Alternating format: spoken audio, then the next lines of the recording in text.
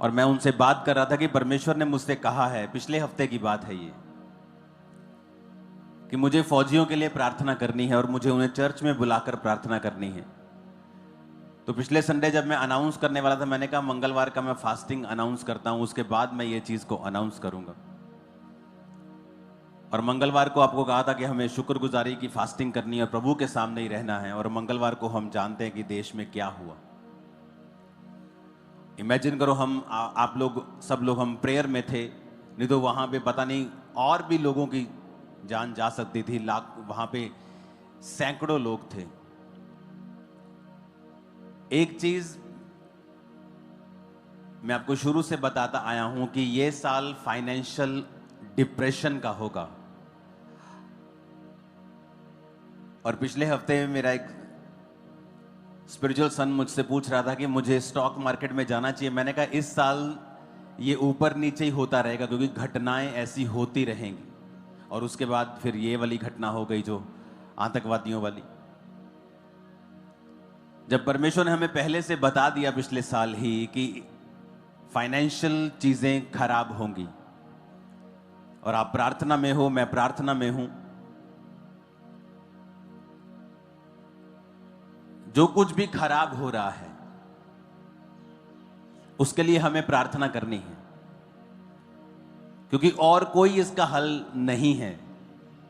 शारीरिक हल बहुत से होंगे, लेकिन अगर आत्मा में हमें देखना है और चीज को स्टॉप करना है, आपको और मुझे प्रार्थना करनी होगी। मैंने कहा था कुछ चीजें जब आप प्रार्थना करते हैं तो वो चीजें खत्म नहीं हो सकती, वो चीजें कैंसल नहीं हो सकती, कुछ इंसिडेंट कैंसल नहीं हो सकते। हां, नुकसान कम हो सकता है या आप बच सकते हैं।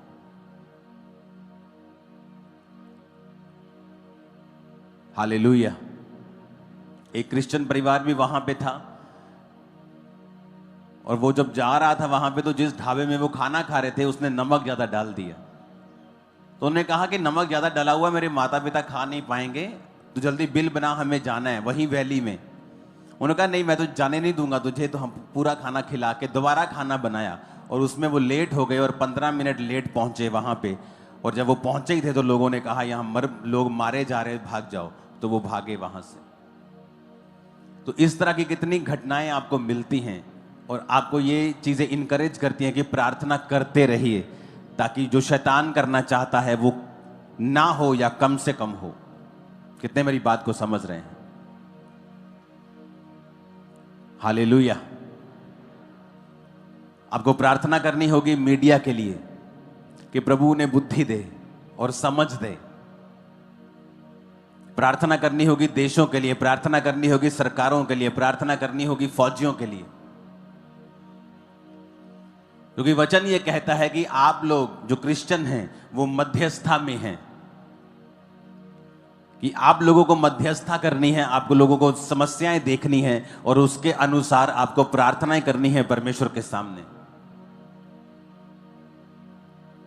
क्योंकि जब आप प्रेयर करेंगे परमेश्वर बदलेगा माहौल को। मैं आपको बता रहा हूं, वो अपने मन को चेंज करेगा, माहौल को बदलेगा। मत्ती 8 उसकी 28 से 34 आयत में लिखा है, जब वह उस पार गदनेरियों के देश में पहुंचा तो दो मनुष्य जिनमें दुष्ट आत्माएं थीं कब्रों से निकलते हुए उसे मिले, और वो इतने प्रचंड थे कि कोई उस मार्ग से नहीं जा सकता था। उन्होंने चिल्लाकर कहा, हे प्रभु के पुत्र, परमेश्वर के पुत्र, हमारा तुझसे क्या काम? क्या तू समय से पहले हमें दुख देने आया है? उनसे कुछ दूर बहुत से सूरों का एक झुंड चल रहा था। दुष्ट आत्मा ने उससे विनती की, यदि तू हमें निकालता है तो सूरों के झुंड में भेज दे। अब यहां पर यह हमने बहुत बार वचन बहुत बार पढ़ा है, लेकिन अब जिस बात की मैं जिक्र करना चाहता हूं वो है कि जब वो गदनेरियों के देश में यीशु मसीह पहुंचे तो लिखा दो मनुष्य उन्हें वहां से मिले। वो इतने प्रचंड थे, यानी वो इतने अग्रेसिव थे वो दोनों। वचन में लिखा है कि उनको संगलों से, लोहे के संगलों से बांधा जाता था, वो संगल तोड़ देते थे, अपने आप को पत्थरों से घायल करते थे। वो इलाका उन्होंने पूरा आतंक से भरा हुआ था, कोई उस मार्ग से जा नहीं सकता था, चाहे वो मार्ग शॉर्टकट क्यों ना हो, चाहे वो व्यापारियों का मार्ग क्यों ना हो। कि अगर बहुत से लोग हैं जो नए लोग हैं, उनको बहुत ज़रूरी हो कि सुनना चाहिए इस बात को, क्योंकि सुनने में और सुनाने में अंतर होता है। उसी प्रकार जैसे आज परमेश्वर के हर एक वचन को जो सुनता है वो आज उस वचन पर चलता भी है।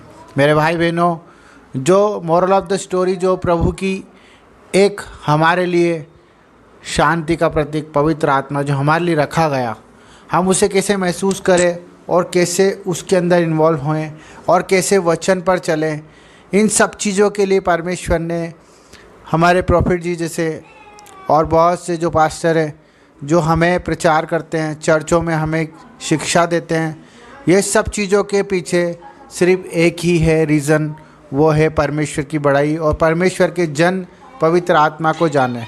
तो जो भविष्यवाणियाँ होती है, जो प्रॉफिट जी करते हैं, वो क्यों कर पाते हैं और क्यों उस चीज़ पर हमें अमल करना चाहिए। सबसे पहले जब हम पवित्र आत्मा की संगति में चलते हैं तो हमें पवित्र आत्मा हर एक चीज़ का आभास करा देती है कि नहीं करा देती, ये आपको पता है। क्योंकि जब हम मुसीबतों से निकले तब परमेश्वर ने हमें ये रूप रंग हर एक चीज़ के बारे में हमें अवगत कराया हुआ है। हमारी बुद्धि, हमारा जीवन, सबके बारे में हमें सुझा देता है। आपने महसूस किया होगा मेरे भाई बहनों कि जब हम परमेश्वर में आए तो हमारे बुरे होने से पहले हमें उसके बारे में थोड़ा बहुत आभास हो जाता है और हमें एक अंदर से एक फीलिंग आती है कि हमें इस चीज़ पर अमल करना चाहिए कि नहीं करना चाहिए। तो पवित्र आत्मा हमें हमारे अंदर महसूस करा देता है। उसी प्रकार जब प्रॉफिट भविष्यवाणियाँ करते हैं, जब उनके अंदर ये गॉड ने ये चीज़ रखी है, प्रभु यीशु ने, पवित्र आत्मा ने उनके अंदर ये आभास कराया कि जब वो किसी के बारे में बताते हैं तो वो उन्हें वो चीज़ महसूस होती है। परमेश्वर के वचन के अनुसार जब पवित्र आत्मा हमें बोलना चाहेगी तो किसके द्वारा बोलना चाहेगी? वो हमारे लिए किसी ऐसे मनुष्य के हृदय में आके बोलेगी जो परमेश्वर को मानता है। वो हमारे लिए, वो हमारे बुज़ुर्गों के, हमारे बच्चों के मुंह पे आके बोलेगी, जो पवित्र आत्मा है, जिसने पाप छोड़ दिया, जिसने पाप की संगति छोड़ दी, जिसने बुराइयां छोड़ दी, जिसने कुकर्म छोड़ दिया, जिसने परमेश्वर की सेवा को अपना जीवन बना लिया। क्योंकि परमेश्वर उन्हीं से बात करते हैं जो परमेश्वर के नियम और अनुशासन पे चलते हैं, जो परमेश्वर के कहने पे चलते हैं। मेरे भाई बहनों, आज ये जो कोट मैंने डाला है ये एक सफ़ेद रंग का है और आप देख सकते हो जब सफ़ेद रंग किसी भी रंग से रंगा जाता है तो वो कलर दिखता है। वैसे ही परमेश्वर को भी हर एक बुराइयों के रंग दिखते हैं जो हमारे अंदर होते हैं, हमारे कुकर्म उन्हें दिखते हैं, हमारी गंदी सोच उन्हें नज़र आती है। परंतु हमें मानना है और ये जानना है कि हम पवित्रता से कैसे चलें। और प्रॉफिट जी और जो भी भविष्यवक्ता है और जो भी आज हमारे वचनों में लिखा है परमेश्वर के नाम से, उन सब पर हमें अमल करना पड़ेगा, तभी हम बचाए जाएंगे, छुड़ाए जाएंगे और सुरक्षित होंगे। तो इन बातों को माने मेरे भाई बहनों और प्रभु की महिमा में जुड़े रहें। आपको हर एक आशीष मिले, जो आप आज ख्वाब देख रहे हो पूरे हो जाए और जो आज आप बीमारियों से लड़ रहे हो वो बीमारियां ठीक हो जाए। जिन समस्याओं के लिए आप आज प्रभु से प्रार्थना कर रहे हैं वो प्रार्थनाएं पूरी हो जाए, मेरा विश्वास है। और आप सबके लिए मैं दुआएं करता हूं। जो लोग आज मेरे यूट्यूब चैनल को सपोर्ट कर रहे हैं, मैं उन सब के लिए दुआएं करता हूं कि परमेश्वर उन्हें 4 गुना आशीष दे। उनके मांगने से पहले और उनके सोचने से पहले परमेश्वर उनके लिए करे। तो सबको जय मसीह की, गॉड ब्लेस यू। ऐसे ही वीडियो को सपोर्ट करें, लाइक करें, सब्सक्राइब करें और अपना प्रेम प्रभु के द्वारा हमारे लिए प्रकट करें। आमीन।